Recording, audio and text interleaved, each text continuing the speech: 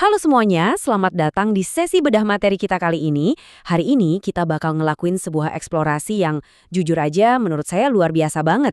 Kita bakal ngebedah bareng-bareng sebuah kebijaksanaan yang umurnya udah 1400 tahun, yaitu Surah Al-Muzammil ayat 1-7. Kita nggak cuma ngelihat ini sebagai teks sejarah aja ya, tapi sebagai sebuah masterclass sejati tentang gimana sih caranya mencegah burnout atau kelelahan mental, khususnya buat teman-teman pengemban risalah atau dai. Oke, langsung aja kita kupas tuntas rahasia energi spiritual di dalamnya. Pernah kepikiran nggak sih gimana caranya seorang dai atau ya siapapun dari kita yang lagi berjuang nebarin kebaikan bisa terus istiqomah padahal tantangan tiap harinya tuh berat banget.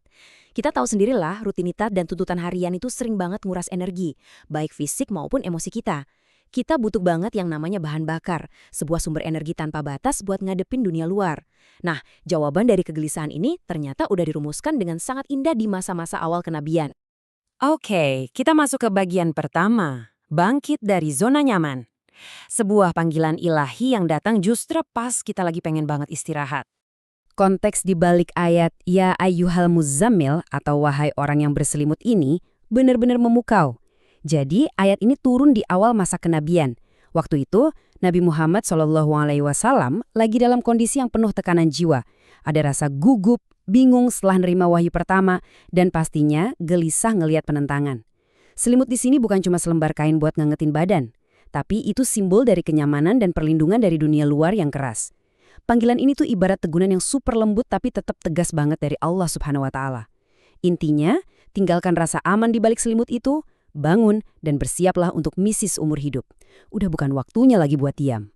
Lanjut ke bagian kedua, mengemban amanah yang berat. Kenapa sih panggilan buat bangun itu terkesan mendesak banget? Apa yang sebenarnya lagi nunggu di luar sana? Poin krusialnya ada di frasa qaulan sakilan ini, yang artinya perkataan yang berat. Allah ngasih tahu di awal kalau apa yang bakal diturunkan ini bukan tugas main-main. Beban risalah ini literally berat banget, baik dari segi makna, kewajiban, maupun konsekuensinya nanti. Bahwa kebenaran itu butuh kesiapan buat berkorban dan ninggalin kenyamanan pribadi. Ini tuh beban emosional dan spiritual yang sangat-sangat masif.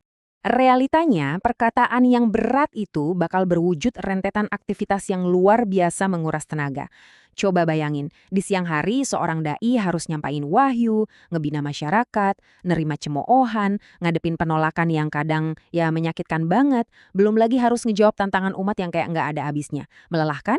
Pasti. Dan you know what? Anda nggak akan bisa ngelewatin semua ini kalau cuma modal kecerdasan otak doang. Mental dan emosi Anda bakal habis terkuras kalau nggak punya benteng pertahanan dari dalam. Nah, makanya kita masuk ke poin ketiga, Qiyamul Lail sebagai fondasi spiritual. Kita bergeser dari hiruk-pikuk siang menuju keheningan sepertiga malam. Al-Quran tuh spesifik banget nyebutin kenapa waktu malam itu spesial. Bangun di malam hari pas dunia lagi lelap-lelapnya, itu punya efek yang jauh lebih kuat buat jiwa kita. Waktu yang sepi ini efektif banget buat nyatuin hati, pikiran, sama lisan kita. Bayangin aja, nggak ada gangguan sama sekali, ucapan dan bacaan kita jadi lebih fokus, lebih mantap.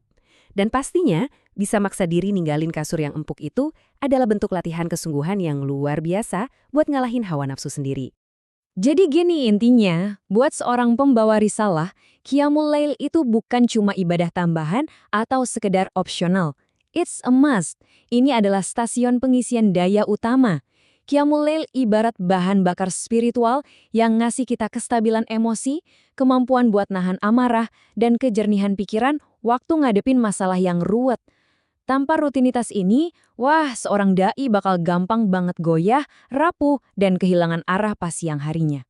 Masuk ke pilar persiapan keempat, tilawah sebagai sumber inspirasi di waktu sahur. Perhatiin deh instruksinya, perlahan-lahan atau tartil. Kalau kita baca Al-Quran cuma buat ngejar target halaman atau buru-buru pengen hatam, itu malah ngilangin tujuan utamanya loh. Bacaan yang lambat, yang benar-benar direnungin atau tadabur, nah inilah yang sebenarnya bikin iman kita tumbuh, menajamkan kebijaksanaan, dan ngebentuk karakter. Lewat bacaan pelan di tengah malam yang hening itu, kita bisa nangkep pesan-pesan Tuhan yang langsung meresap ke hati nurani. Dan yang menarik, persiapan malam ini tuh sama sekali bukan konsep yang mengawang-awang atau abstrak. Ini sangat terstruktur lewat apa yang kita sebut muasyirat atau indikator capaian. Dari sumber materi kita, udah dikasih target praktis yang jelas.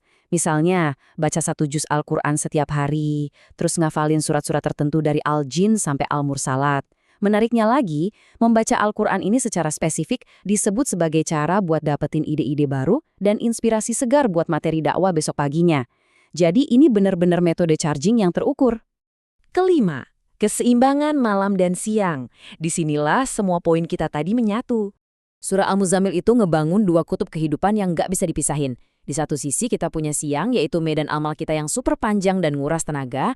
Nah, jujur aja, mustahil kita bisa survive di sana kalau nggak kita seimbangin dengan malam sebagai ruang eksklusif kita buat persiapan bareng Sang Pencipta. Ibaratnya gini, Anda nggak bisa terus-terusan nuangin air buat orang lain kalau teko Anda sendiri kosong kan? Keseimbangan ritme antara siang dan malam inilah yang jadi rahasia napas panjang perjuangan seorang dai. Oke, bagian keenam, implementasinya. Gimana sih cara kita nerapin formula 1400 tahun ini di tengah kesibukan hidup kita yang serba cepat sekarang? Ada 3 langkah simpel yang bisa kita lakuin. Pertama, jadiin Qiyamul Lail sebagai fondasi mutlak. Lakuin pelan-pelan, nggak apa-apa mulai dari 2 rakaat dulu. Yang penting, konsisten. Kedua, pas baca Al-Quran, jadiin itu sumber utama ide dan gagasan buat mecahin masalah umat. Jangan cuma dibaca pasif. Dan yang ketiga, atur ritme hidup Anda. Kita harus pinter-pinter tahu kapan waktunya berinteraksi sama manusia dan kapan waktunya narik diri buat berduaan aja sama Tuhan. Kesuksesan kita ngebina orang lain itu sangat bergantung pada seberapa sukses kita nundukin dan ngebina diri kita sendiri di waktu sepi. Filosofi intinya tuh begini, kalau Anda ngisi hati Anda di waktu-waktu sunyi, Allah yang bakal ngokohin langkah dan lisan Anda pas harus ngadepin rumitnya manusia di siang hari. Ini tuh sebuah garansi ilahi loh. Kemenangan kita di siang hari sejatinya diukir dari sujud dan tangisan kita di tengah malam. Nah, ini bawa kita ke satu pertanyaan penting buat direnungin bareng-bareng. Setelah kita bongkar rahasia energi spiritual ini, apakah Anda siap buat ngelepas kenyamanan selimut Anda demi ngeraih energi yang nggak ada batasnya? Pilihannya ada di kita masing-masing ya. Mau terus-terusan lelah dan kehabisan baterai, atau bangkit dan menyerap kekuatan luar biasa di sepertiga malam. Terima kasih banyak udah ngikutin sesi bedor materi kita sampai habis. Terus semangat dan sampai jumpa di eksplorasi materi luar biasa selanjutnya.